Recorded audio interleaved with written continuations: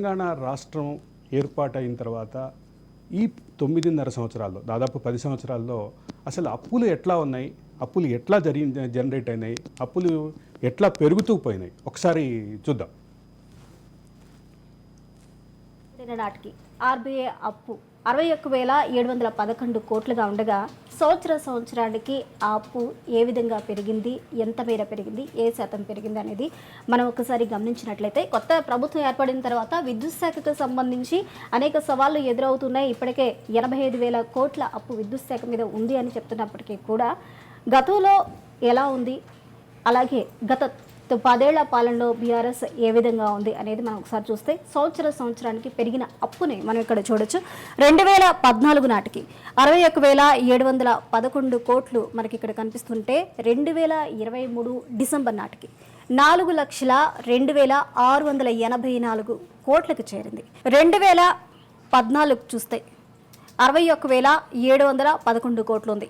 అదే 2015 చూస్తే ఒకే సంవత్సరంలో 83,845 కోట్లు, అంటే సుమారు ఒకే సంవత్సరంలో దగ్గర 22,134 కోట్లు ఒకేసారి పెరిగింది. అంటే ఒక సంవత్సరంలో ఇంత మేర ఏ విధంగా పెరిగింది, అప్పుకు కారణాలు ఏంటి అనేవి ప్రస్తుతం కూడా అవి క్వశ్చన్ మార్క్గానే ఉన్నప్పటికీ 2015లో 83,845 కోట్ల ఉన్న అప్పు ఆర్బీఐ రుణం మనం చూస్తే 2016 నాటికి 1,29,531 కోట్లు అయితే మనకి కనిపిస్తుంది. 2016 నుంచి 2017 వరకు ఒకసారి చూస్తే 1,29,531 కోట్లు అక్కడ మనకి కనిపిస్తుంది. 2017లో 1,52,190 కోట్లు మనకి ఇక్కడ స్పష్టంగా అయితే ఏ మేర పెరిగింది, ఎంత మేర పెరిగింది అనేది మనకి ఆర్బీఐ రుణాలు ఎలా పెరుగుతున్నాయి అనేది మనం ఒక్కసారి అయితే చూడొచ్చు. 2017 నుంచి 2018కి ఒకసారి చూద్దాం. 2017లో 1,52,190 కోట్లు ఉన్న రుణం ఆ తర్వాత 2018కి అంటే ఒకే సంవత్సరంలో 1,75,281 కోట్లకు చేరింది. ఈ ఆర్బీఐ రుణం అనేది సంవత్సరానికి పెరుగుతూనే ఉంది. అలాగే 2018 నుంచి 2019కి ఒకసారి మనం చూద్దాం. 1,75,281 కోట్లు ఉంది 2018 నాటికి. అదే 2019 వరకు చూస్తే 2,05,854 కోట్లు. అలాగే 2019 నుంచి 2020కి ఒకసారి మనం చూసుకున్నట్లయితే 2,05,858 కోట్లు ఉన్నది 2020 నాటికి. 2,44,019 కోట్ల వరకు ఉంది. 2021కి చూసుకున్నట్లయితే 2,88,452 కోట్లకైతే అది వెళ్ళిపోయినట్లయితే తెలుస్తుంది. అలాగే 2021 నుంచి 2022 వరకు 2,88,452 కోట్ల ఉన్న రుణం 2022 నాటికి 3,22,993 కోట్లుగా ఉంది.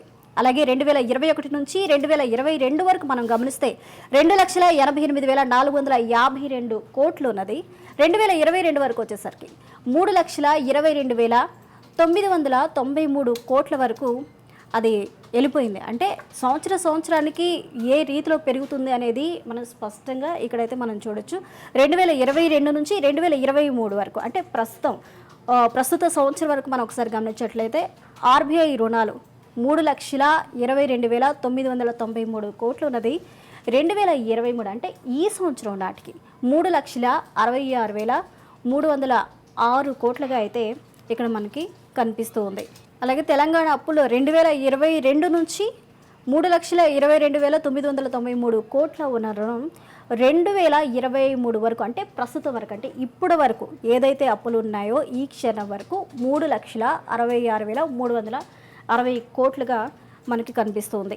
అలాగే 2023 డిసెంబర్ ఫస్ట్ వీక్కి టోటల్గా 4,02,684 కోట్లు అంటే 2023 ఏప్రిల్ నాటికి 3,66,309 కోట్లు ఉన్న ఈ రుణం డిసెంబర్ మొదటి వారానికి 2023 నాటికి 4,02,684 కోట్లుగా అయితే మనకి ఇక్కడ స్పష్టంగా కనిపిస్తుంది. అంటే రాష్ట్రం ఏర్పడిన నాటికి ఇప్పటికీ ఏ మేర అప్పులు ఏ స్థాయిలో వెళ్ళిపోయాయి, సంవత్సరానికి ఏ విధంగా పెరుగుతూ ఉన్నాయనేది మనం ఇక్కడ స్పష్టంగా చూడొచ్చు. మిగులు రాష్ట్రంగా వచ్చిన తెలంగాణ అప్పుల కుప్పగా ఎందుకు మారిందనే ప్రస్తుత ప్రశ్నలకి ఇవన్నీ కూడా నిదర్శనంగా ఉన్నాయి.